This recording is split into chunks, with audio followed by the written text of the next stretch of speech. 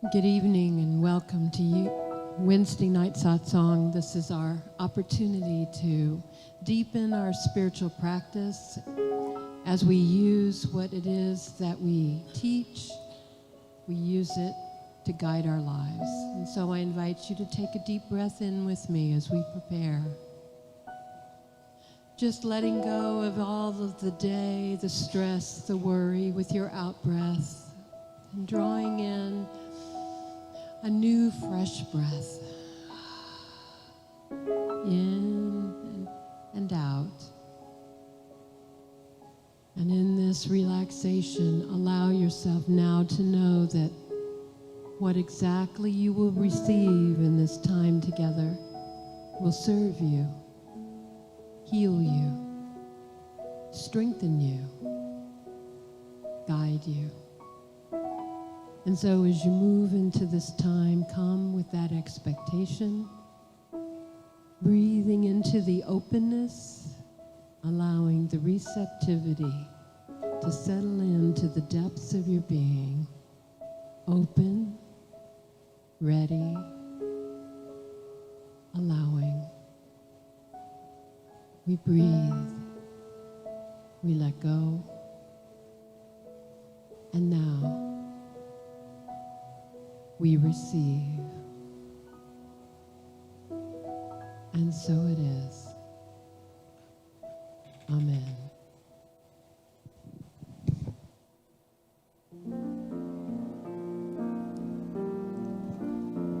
So tonight, we open. We know we're so much more than our thoughts, so much more than our bodies or our possessions. We open to all that is, and we're doing it together through song as we sing, I Open My Life.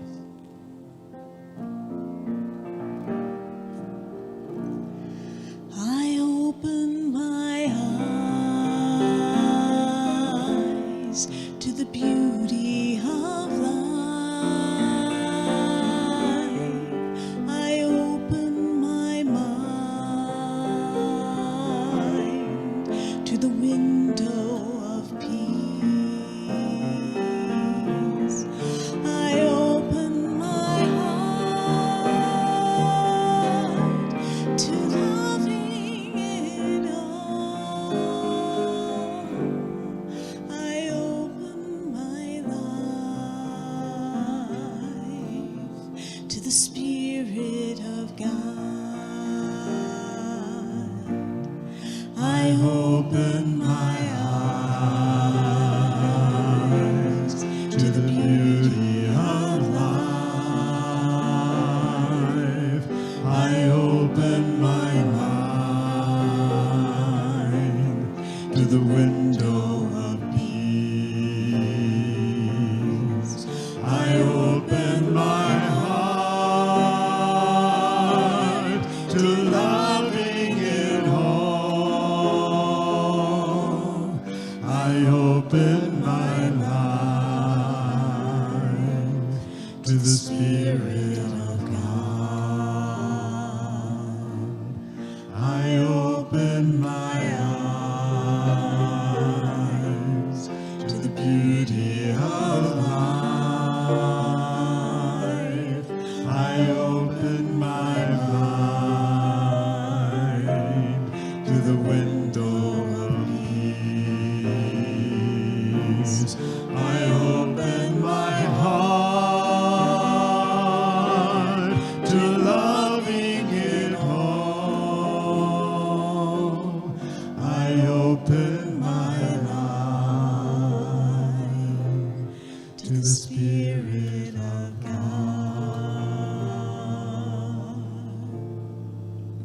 Amen. We sing our mantra chant now, Ad Gade Name. This is a chant for protection and awareness of within is our true nature, the true creator of life. The beginning of all creation begins within. And so let's chant together.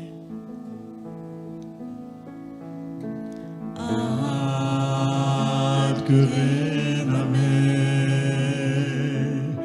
Jugat Gure Name, Sat Gure Name, Siddhi Guru Deve Name.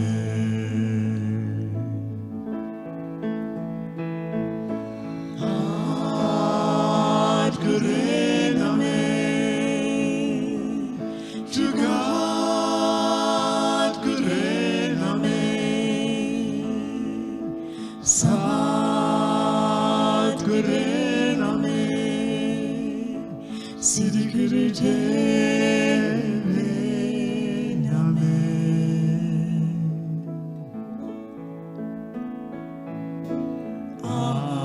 Ad Gure Name, Jugat Gure Name, Sat Gure Name, Siddhi Guru Deve Name.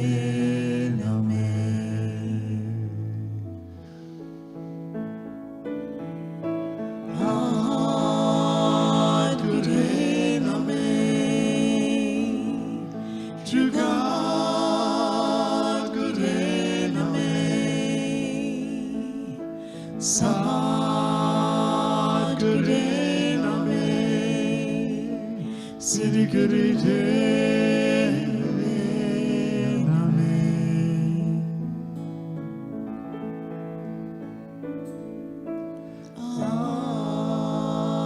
Ad Gure Name, Jugat Gure Name, Sat Gure Name, Siddhi Guru Deve Name.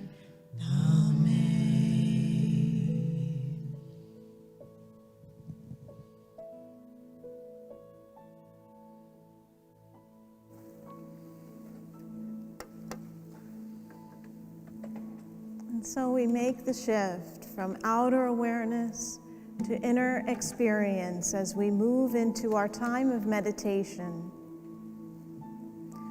Find a comfortable seated posture for yourself. Feel your feet grounded into the earth, and your arms uncrossed, just allowing your hands to either rest on your thighs if you want to feel more grounded, or have your palms turned up if you'd like to be in a receptive position to receive this evening. Bringing a gentle smile to the face to release the face muscles, to bring lightness of being to the face, to the body. Smile into the body as you take a gentle breath. And let go. It feels so good to release the day, breathing in, allowing the belly to soften, release, and let go.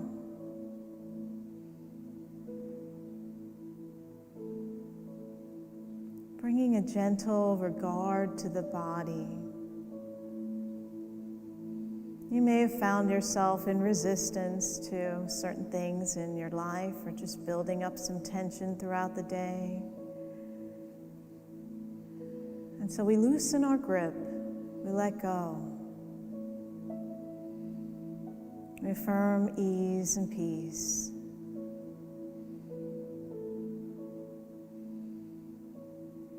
Noticing the movement of the breath, the beginning, the middle, and the end of the breath.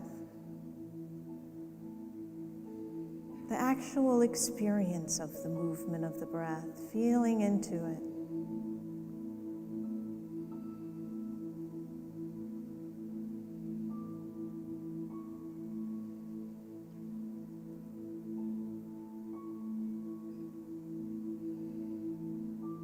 I have a body. I am breathing. I am here now, feeling my body, breathing.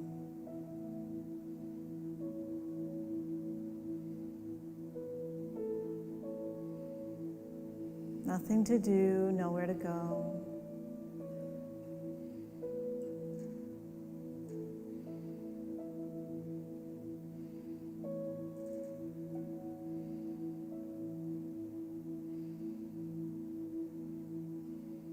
I invite you now to feel into the energy of your hands.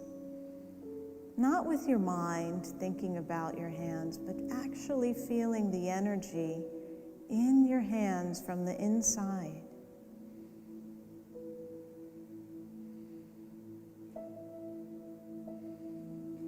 Notice any tingling, movement of energy, feeling of aliveness in the hands.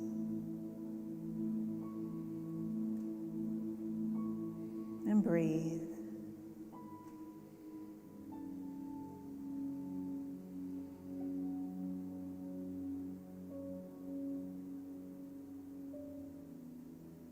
Notice what your hands feel like without seeing them, feeling them from the inside.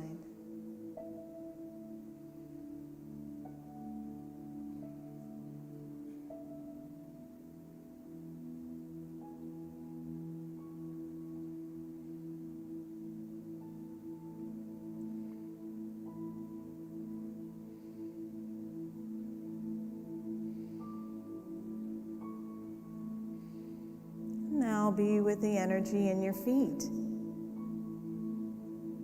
Feeling what your feet feel like from the inside. Where you're noticing energy in your feet.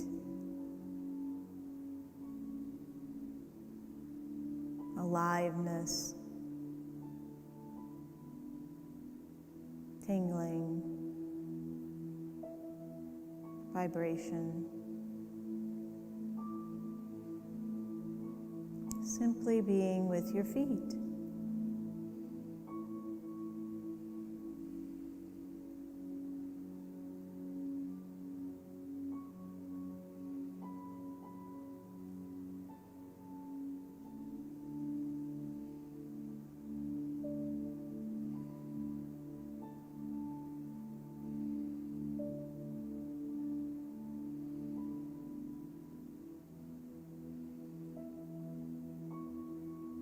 Now shift that attention into your calves, your lower leg.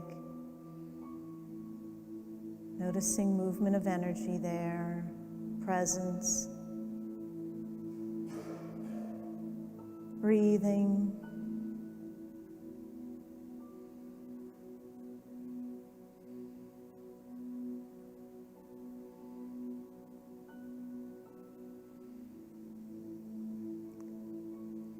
And now feeling into the knees.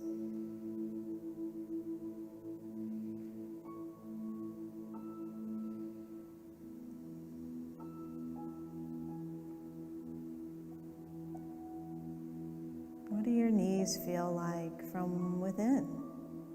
What is the energy of your knees like?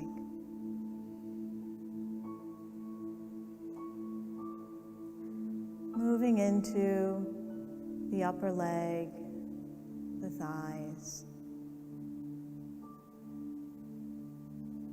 the quads.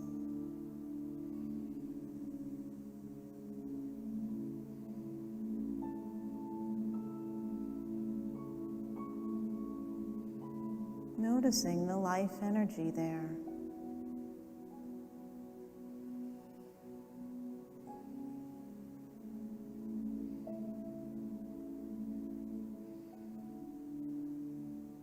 Breathing,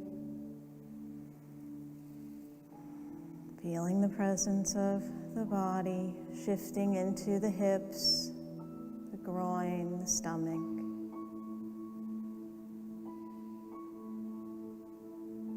The buttocks.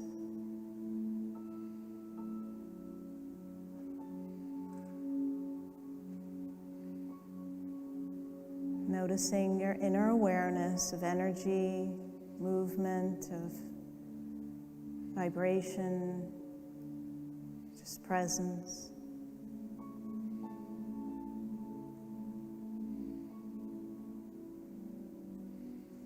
Bringing your attention up into your torso, your lungs, your rib cage, your chest.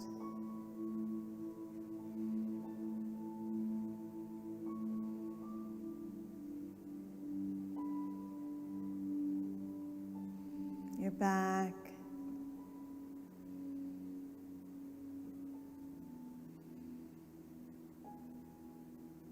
Feeling that energy moving down from your shoulders, through your arms, your elbows, your forearms.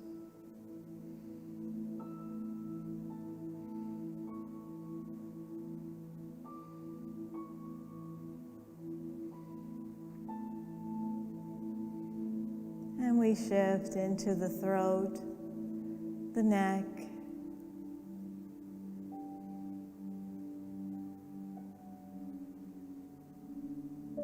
the upper spine in the neck. Feeling that part of your body, feeling the energy and life there.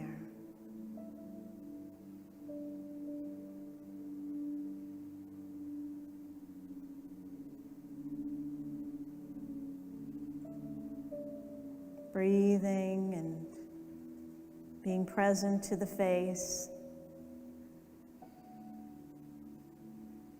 Noticing where you're sensing energy within the face.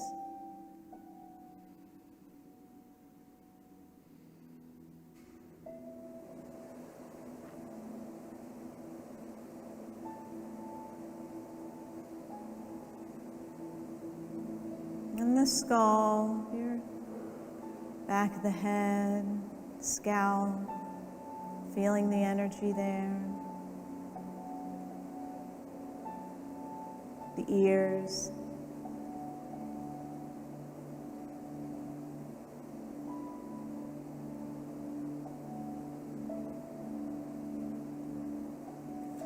And now notice the entire body. Feel into your whole body sitting there. Feeling yourself fully embodied, fully alive, fully present, here, now, here, now.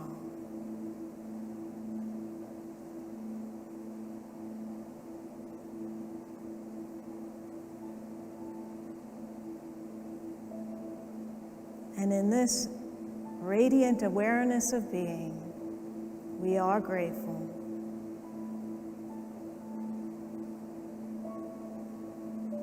And so it is.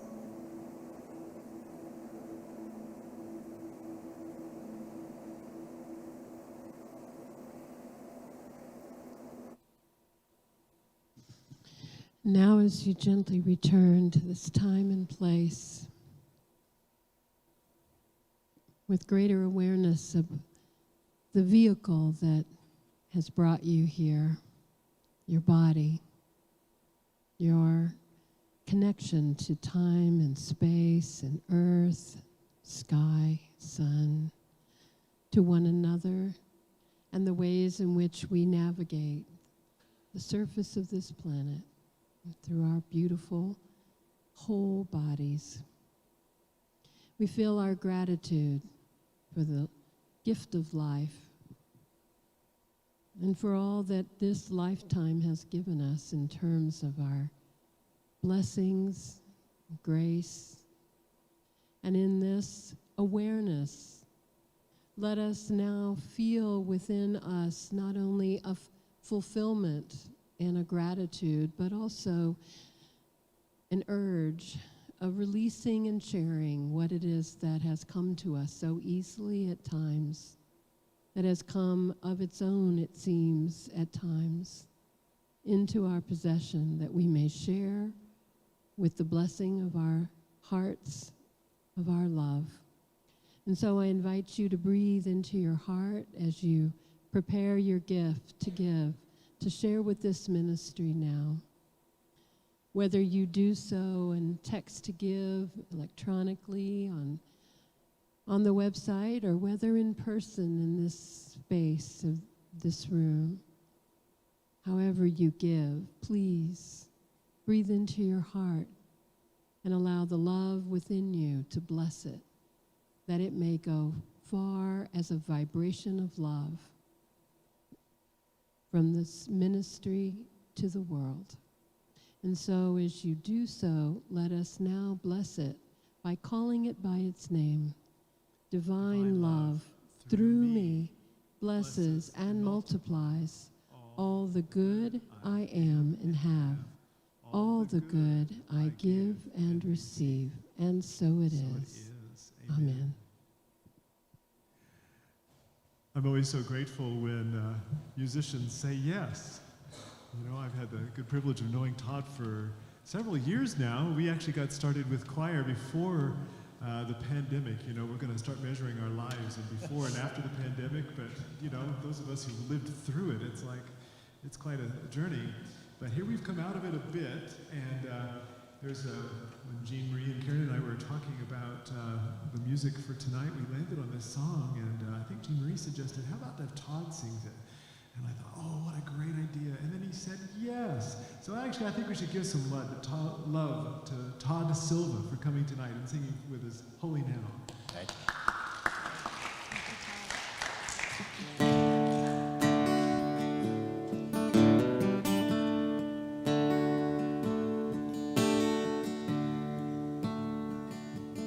When I was a child each week, Sunday we would go to church, pay attention to the priest.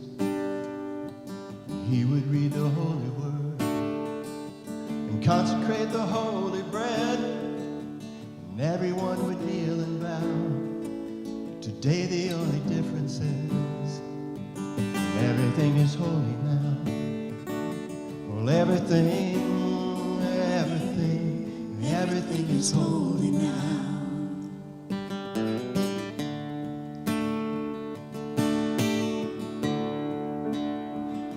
When I went to Sunday school, we would learn about the time Moses split the sea in two, Jesus made the water wine.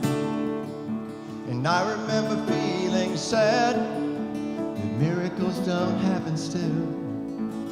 Now I can't keep track, 'cause everything's a miracle. Well, everything's a miracle.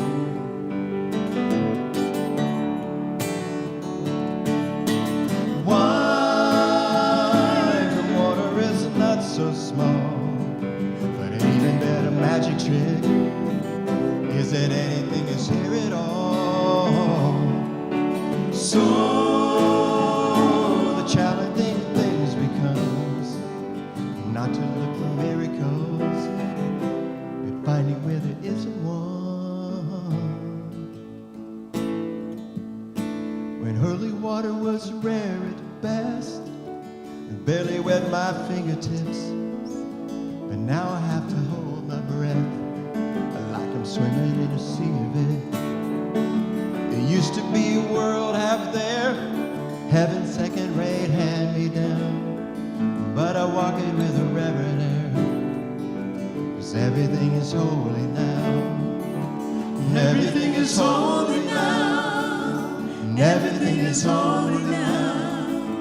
Everything is holy now. Everything is holy now. Everything is holy now. Everything is holy now. Everything is holy now. Everything is holy now. Read the questioning child's face. You say it's not a testament, that'd be very hard to say. See another new morning come. You say it's not a sacrament, I tell you that it can't be done. This morning outside I stood, I saw a little red-winged bird singing like a burning bush, singing like a scripture verse. It made me want to bow my head.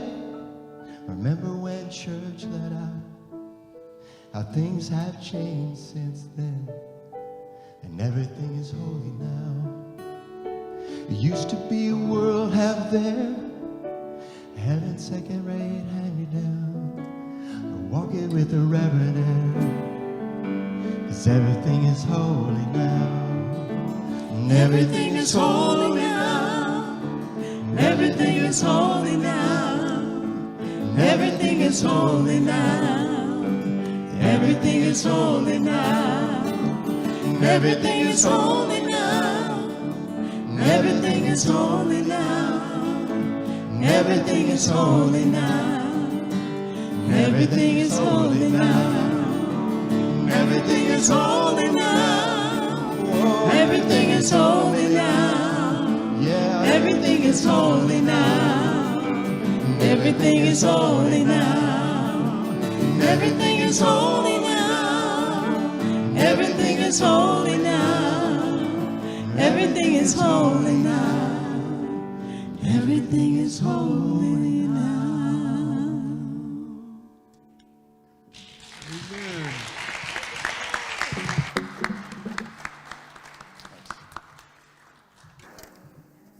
We are blessed. Thank you, Todd. Thank you, David.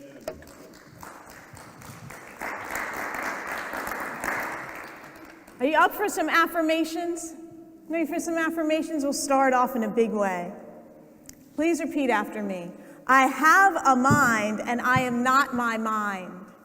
I have a mind and I am not my mind. I have an ego and I am not my ego. I have an ego and I am not my ego. I am that I am. Again. Again.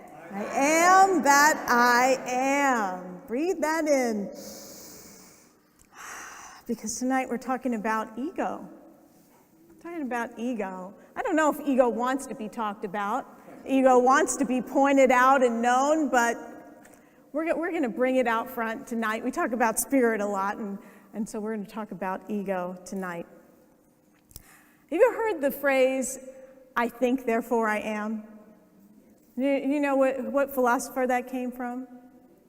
Rene Descartes, right. 17th century philosopher. And he was asked, is there anything I can know with absolute certainty? And so he checked in with himself. What can I know with absolute certainty? And what he noticed is that he thinks. And the thinking doesn't stop. And if there's one thing continuous in the changing realms of life, was the thinking. So he equated thinking with being, with identity, with the I am. However, he didn't discover ultimate truth. What he actually discovered was the root of the ego. I think, therefore I am. That's the root of the ego. But he didn't know that. And it took a few centuries for us to get past that in philosophy. Almost 300 years later, another philosopher came along, Jean-Paul Sartre, who saw something that Descartes and everyone else had overlooked. And he looked very deeply at that statement, I think, therefore I am. And what he realized in that statement is that the consciousness that says I am is not the consciousness that thinks. Isn't that interesting? The consciousness that is saying I am is not the consciousness that is producing those thoughts that we have all the time. So what did he mean by that? What did he mean by that? Your awareness that knows that you're thinking is not a part of the thinking. It is actually a different dimension of consciousness. And it's from that awareness, not from the ego, that we know I am. That we know I am. So how do we know that that consciousness is not a part of the thinking? Because it just seems like another thought, right? Well, if it were all thinking, would you know you were thinking? Think about it. If it were all just thinking, how would you know you were thinking? It would be like you were a dreamer who doesn't know that they're dreaming, right? You're just dreaming. To know that you're dreaming, you'd have to be in awareness to tell you that you're dreaming. So you would be identified with every thought as if you were the dreamer having a dream. But many people live like this. We agree that there are many people who live like this, that they're trapped in an dysfunctional mindsets that create the same kind of nightmare experience of life again and again and again, that's their reality. We're in chapter 2 of Eckhart Tolle's A New Earth, and this is the chapter Ego, the current state of humanity. So if you're wondering our current state, ego. Okay. So let's talk about it. What came to mind for me, oddly, you might think it's odd, is this Dave Matthews Band song. Anybody here listen to Dave Matthews Band, heard of Dave Matthews Band? Okay, we got a few. So there's a song, So Much to Say, and this song, it's talking about the birth of ego, something like pretty profound for a pop song, but there's a lot of profound pop things in pop culture. So these are the lyrics. I want to share them with you. I see you young and soft, oh, a little baby, little feet, little hands, a little baby. Okay, that's how we start, right? 1 year of crying and the words creep up inside, creep up into your mind. Okay, then in our experience, you cry for a year and then all these thoughts come in and we start having an experience of ourselves. So much to say. Here we have been standing for a long, long time, treading trodden trails for a long, long time. So we've been doing this ego thing for a really long time, right? I find sometimes it's easy to be myself. Sometimes I find it's better to be someone else. That's the ego, right? I don't like this version of me. I'll try on another version of me, and I can just keep trying them on until I feel better. Maybe I'll feel better. So much to say. And then it ends with, open up my head and let me out. Little baby. Little baby. What happened to that little baby before all the words and the thinking and the self and the wanting of things? That was just pure consciousness. Just pure consciousness. So who were you before your mind was filled with thoughts? Well, let's go way back. At least to this physical existence of when we're in the womb, all of our needs are met, right? We got our food, we're comfortable, nice and warm and snuggly inside mommy, right? Our needs are met, and we're just in the state of unconscious oneness in the womb. And then after we're born, we begin to realize that there's a me that's separate from mommy. Mommy is usually our first idea of source, right? For different reasons, because you came from her, right, from her body, and if you had a relationship with her after you were born, or whoever was the mother figure, or parents as well, fathers as well, but really the mother, that is that first idea of a source, right? And so when you recognize you're separate, then you recognize you have to do something to get your needs met. That it's not just being in the womb and everything's there, that if you're hungry, you need to cry. If you need a diaper change, you cry, you wiggle, scream, or whatever. That there are different tactics that you start recognizing. Some work, and so you keep going with those, right? Some of those work. And then we start hearing these sounds that are repeated, and we recognize, oh, they're talking to me because every time they say that, they're referring to me. That's my name. Oh, that's my name. And so we're hearing things, we're recognizing it's a name, and there's this word, and there are these thoughts that are in our mind that we begin to equate with who we are.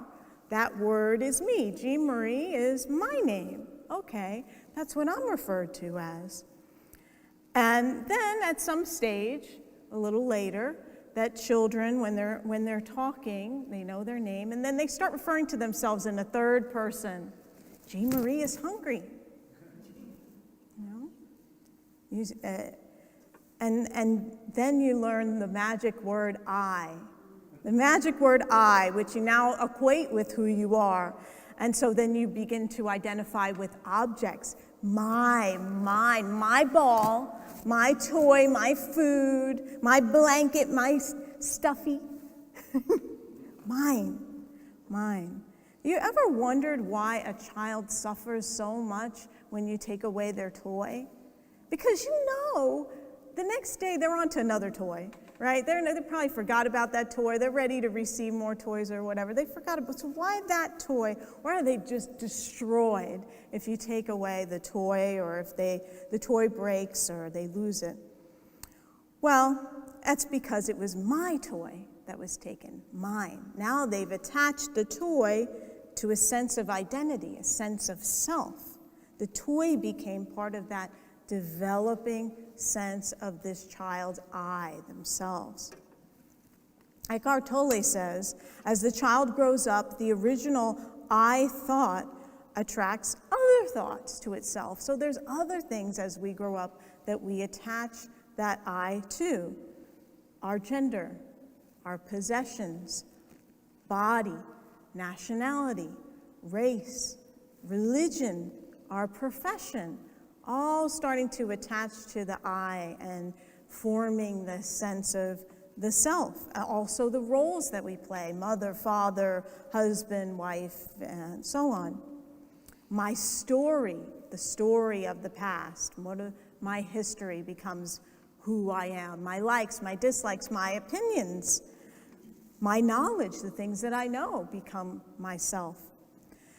Most often when people say or think I, they're identifying with this egoic self, this formed self that has been created in this way of my and mine, of identity. So when they're told that there's a voice in their head that's speaking, that's talking all the time, they may say, "What voice?" "That's me." "What do you mean voice? A voice?" Or they may angrily deny that there's such a thing as a voice. And that is an example of the dreamer that's totally identified with the dream, according to Eckhart Tolle. And this, he says, is the current state of humanity. We are so identified with this egoic self that it is the dreamer identified with the dream. The good news is that it's possible to shift from identifying with the content of our minds, the content of our lives, of your thoughts, to being the awareness that's in the background. You could call it the context, the awareness, to shift. So the true you is the container that holds experience rather than the experience or the thought itself. So even if you have the opportunity to experience this briefly, where you shift to this awareness of your thoughts, your awareness of the body, rather than the immersion in that thought life, right, the egoic self, even in a brief moment of that, there is this influx of joy and inner peace. One of the practices that Eckhart Tolle gives us is what I led you through in the meditation tonight, is to being with the energy in the body, because it gets you out of that cycle of thinking that you're normally in, and it grounds you into the energy of your body so that you're not all up here, which we can tend to be, and the energy is shifted and you're fully present in the body.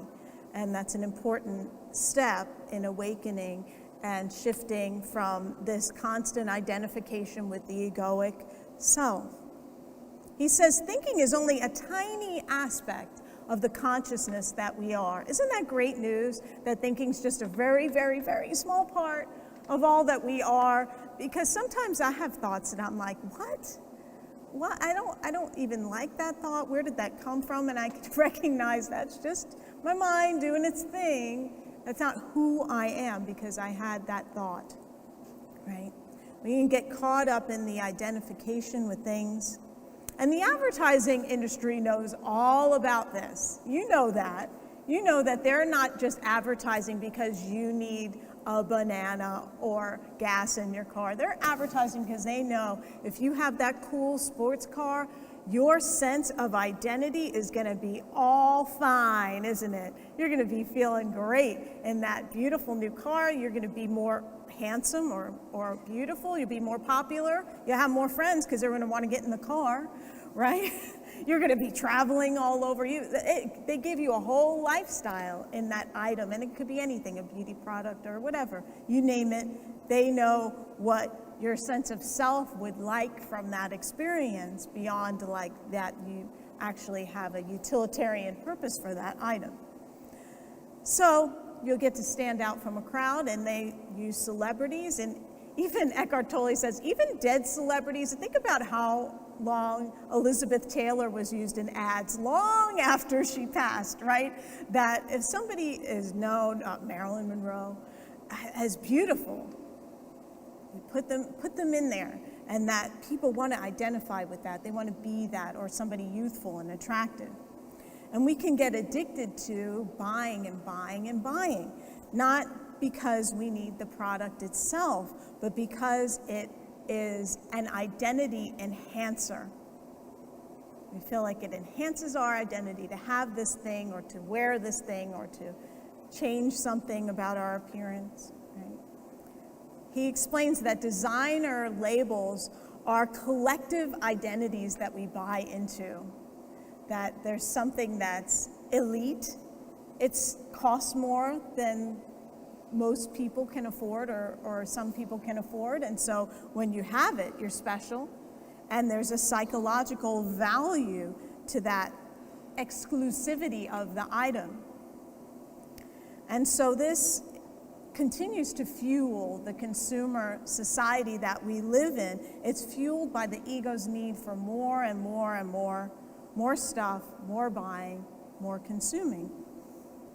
And Eckhart Tolle says that this is the illusion of ownership, that there's an illusion that if you own things, right, that it is part of your sense of yourself, of who you are. And he tells this story I want to share with you. It's called The Story of the Lost Ring. And this is the story of a woman who's in her 40s. She's a school teacher, and she has a terminal illness. She has cancer. And she's been going to him for counseling. He was a spiritual teacher and a counselor. And she was going to him, and one day she came in bereft. She was just not her normal self. She was really worked up, and he said, "What happened?" And she told him that she lost a very precious diamond ring, that it not only had sentimental value, it had great monetary value, and she was pretty sure that her caregiver took it. She had a caregiver who's helping her through, with her health, and she was pretty sure that person stole it. And when he asked her about it, she was just defensive, she was angry, and this was her ego speaking through her. And so he took a moment and he said, "I'm going to ask you a few questions, but instead of just answering them now, see if you can find the answers within you." And I will pause briefly after each question, and when an answer comes, it may not necessarily come in the form of words. And so she was open, and she said she was ready to listen. And so consider the situation, and these were the questions that he asked her. He asked, "Do you realize that you will have to let go of the ring at some point, perhaps quite soon?" how much more time do you need before you are ready to let go of it? Will you become less when you let go of it? Has who you are become diminished by the loss?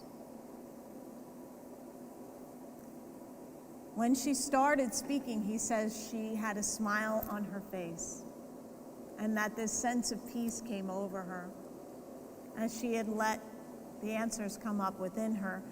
And she shared that last question made me realize something important. First, I went to my mind for an answer. My mind said, yes, of course you're diminished. And then I asked myself the question again. Has who I am become diminished? And this time I tried to feel rather than think the answer. And suddenly, she says, I could feel my I amness. I've never felt that before. If I can feel the I am so strongly, then who I am has not been diminished at all. I can still feel it now, something peaceful, but very alive. And what she felt was this joy of being. This joy of being that isn't tied to, oh, look at that. It isn't tied to possessions. It isn't tied to ownership. It can't be thought, so the ego doesn't know about it, the joy of being. The ego doesn't know about it. It must be felt. Remember, Charles Fillmore said, feel after God, not think after God. You're not going to think your way to I amness or beingness. Your true identity, your true self, is consciousness itself, rather than what your consciousness has identified with. And that is the peace of God. That's what Paul in Scripture called the peace that passes all understanding. And it is the ultimate truth of who you are. That's not this, it's not that, it is the I am. Namaste.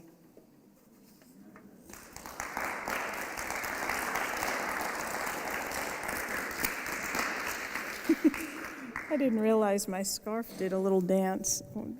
I hope you all were able to hear me. Okay. We can hear you better when you pulled it up, but This is slipperier than I thought. oh, what a great story! I love that. I wish I was that wise as a spiritual counselor to have thought of those questions to ask. That was really, really telling, wasn't it? It was really cool. I'm going back to the evolution that you traced about childhood and how we develop that sense of self. And I was thinking about, it just kind of came up spontaneously. I believe I was pre-verbal when this happened, but there was a boy whose grandmother lived across the street from me when I was growing up, and he was, it feels to me like he was 5 years old, and he was visiting his grandmother, and he had come across the street, and he was playing in the sandbox that we had in our yard, and I was watching him, and he had taken the sand and he had built a castle. Was very, with cups and and built it up, and it was just fascinating to me, and I was just watching him do that. And then I just had this desire to reach out and touch it. I just wanted to feel what it felt like. So I just reached over, and to my horror, it fell apart, and I didn't, it just smashed and it fell apart. And he just threw a fit. He went back on his back and kicked his legs, and he was howling and he was crying, and I was looking at him and I was thinking, you're such a big boy. You shouldn't be crying like that. I just couldn't understand. It was just, I mean, he built it. He could build another one. That's all I was thinking was, but I didn't have anything to say to him. And you know, the funny thing is that what that kind of taught me was that my personality, my way of addressing, you know, a condition or a situation is very similar now. As even an adult, you know, my observation probably would have been similar. I mean, I'd have more history, more input, more experience to bring to bear and to understand a 5-year-old still, you know, can lose it, you know. But my personality, my ability to reason or whatever was already there. It just didn't have access to all the history that my life would provide me. And I thought that that's kind of what I was hearing about this I amness, you know, that we really come in fully formed from someplace deep within us, even while we are a growing ego and we are navigating a world we are learning about and gathering information, yet still our computation and the point at which we make meaning and what our values are, I think in a lot of ways are already kind of seated in us. And I don't know, I kind of think that. I think that amness is unique and that we're kind of coming to that. And anyway, that was, you stimulated a lot of that question and a lot of that experience in watching how our egos are formed in that. Yeah, it reminds me of when some spiritual teachers refer to you plant an acorn, you're going to get an oak tree. You know, you plant a mustard seed, you get a mustard plant. So you plant a Karen seed, you get a Karen, you know. And that's right, you're stuck with it. I'm amused that you didn't learn not to touch the sand. You just learned that people will react the way they react. It's all good.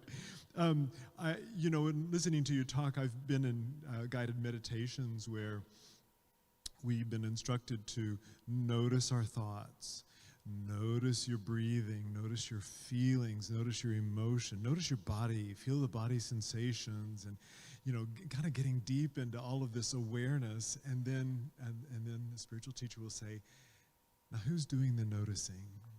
And I like the label, the witness self, you know, the part of me that can notice my thoughts and feelings, my emotions. I can have emotions. That's very powerful, very helpful to me personally, especially when I notice there's a propensity for reacting, you know, and maybe even a valid reason. You know, maybe it's even a reaction that's going to keep me safe.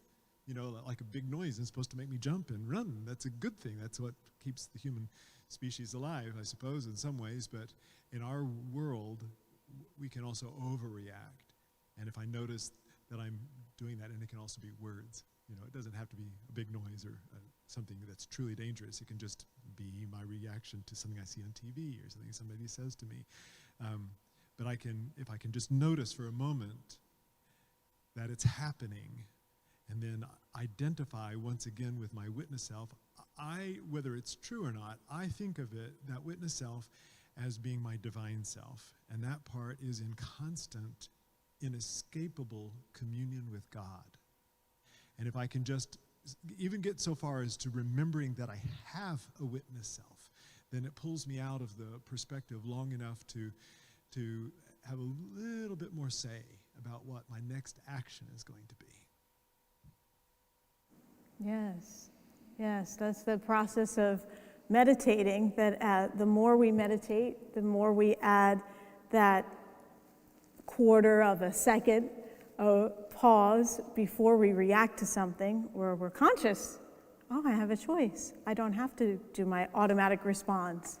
I can respond differently and perhaps take a breath and wait and choose a response rather than be in that cycle, as Eckhart Tolle talks about, of the ego that's been created with certain tactics of dysfunction. that we can operate under, that we see manifest in our world at times, a lot lately, a lot of dysfunction. Occasionally, we'll get in, not the three of us, but we, human being, will get involved in a conversation about ego, and ego gets cast kind of as a villain, you know, like something that we need to be rid of, you know, that this is a bad presence in our lives, and you know, sort of like an addiction, and it is in a way, but it's something that we're to overcome. And I've also heard along the way, though, that ego serves a purpose. You know, we wouldn't have it if it. Maybe you want to, your mind saying a little bit about that, about how the ego has its purpose, and we kind of have to keep him in scale. Time we need to get up for work in the morning and to eat, and you know, the things that we need to do, how to do our job and that kind of thing. And so it's a tool that was meant to be in service to the spirit, in service to, in what we call in unity, our Christ nature, our Christ consciousness, rather than to be the lead, because then it's that want, need, grab, you know, sense of fulfillment from outer things, right? But if it can be in service to the spirit that we are, then it's in its right place, and it serves us well in that way. Next week, I think we'll explore that a little bit more. As I recall in reading the book years ago, it felt like, you know, Eckhart Tolle is definitely sort of litigating for, you know, not just escaping the ego, but in some ways, you know, just really putting it at arm's length, you know, distance, at some point. I'll be fascinated to read again as I go through this and prepare and listen to kind of maybe a different perspective than I took away years ago when I first read it, because I have made peace with the idea, just as you're describing, Jeanmarie, that it has purpose, and it is definitely what we use to navigate here, and it isn't meant to be in the lead. And I defer back to your story of this woman who had the perception of her I amness, and that she could feel its peace, and she could feel its fullness, and her conclusion was that it couldn't be diminished, that there wasn't less of it because she was losing this precious thing, or this precious thing is lost or may not return, whatever, that her I amness was complete and full nonetheless. I found that fascinating, and I could feel that, and that's the point, the place from which we navigate all the desires of ego. You know, if we can, as you were saying, scale back to the watcher, or to the observer, as you were describing, or to just the sense of being enough, you know, having enough, then suddenly it's easier to let go of the things that we were so attached to, right? And isn't that part of the Buddhist practice? You know, part of what we've been practicing is everything is letting go. Life itself from birth is letting go and letting go and letting go and letting go, and becoming more and more and more in that process. And that is a beautiful awareness to have, where then the desire to let go becomes one we can engage in, because generosity flows from that too, you know.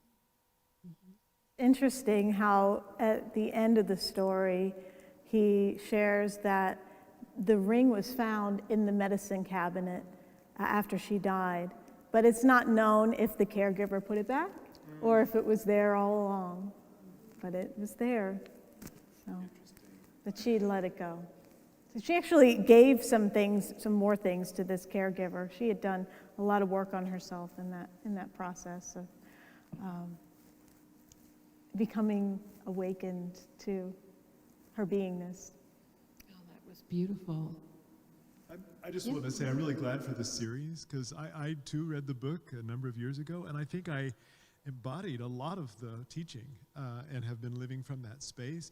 But I can also recognize through your sharing tonight, your inspired lesson, and then our talking about it, it's like, I'm ready to turn the prism and take a deeper cut, get a better, a 63-year-old version of that story and that teaching. So I appreciate what you brought tonight.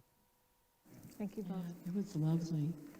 Well, this is the time in our service that we move into wanting to take part of what we've received here in our hearts and extend it to those we love and those who we are aware of in need.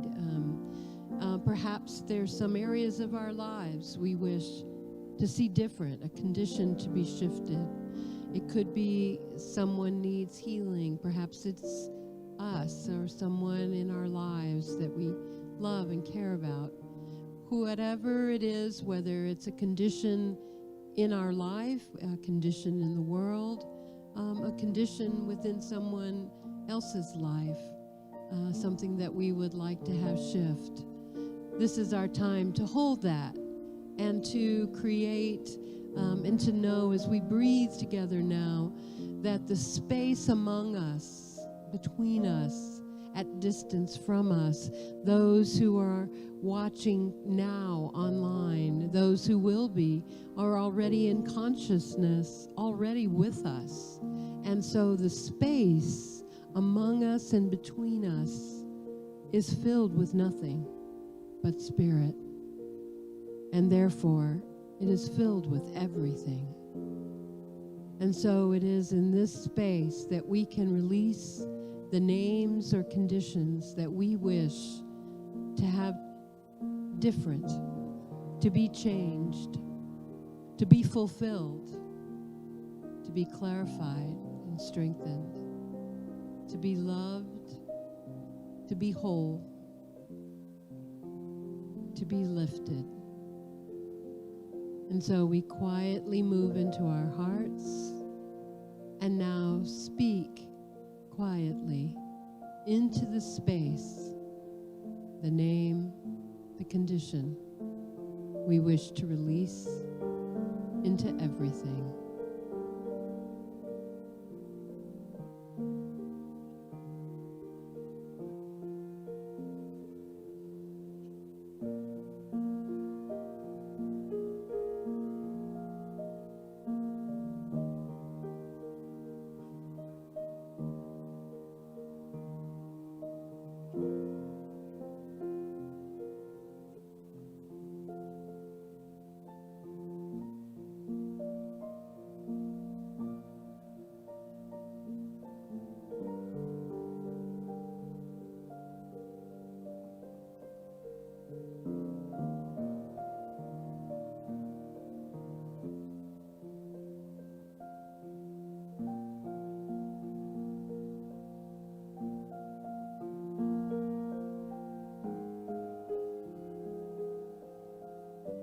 Breathing.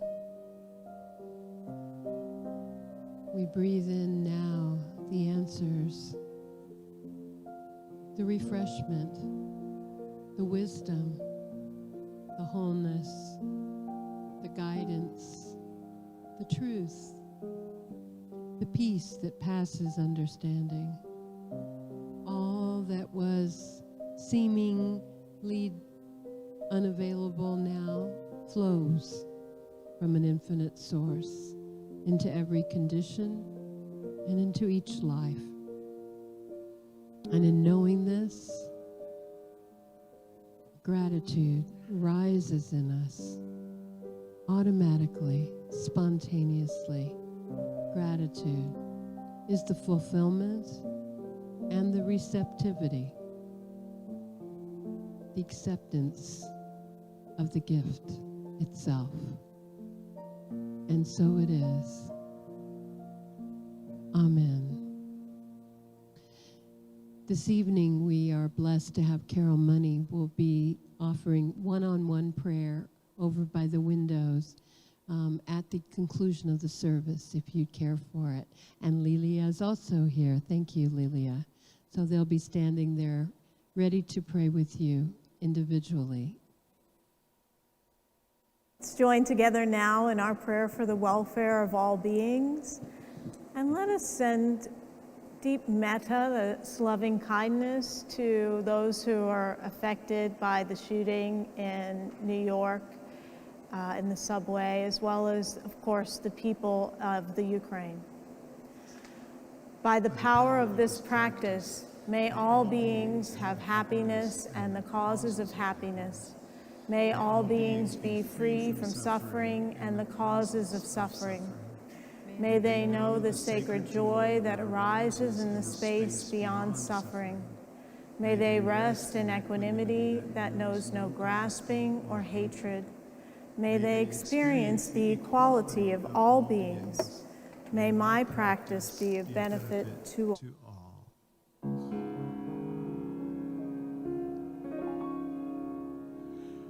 Namaste, namaste, I bow to you. Namaste, namaste, namaste, go shine your light into the world. Namaste.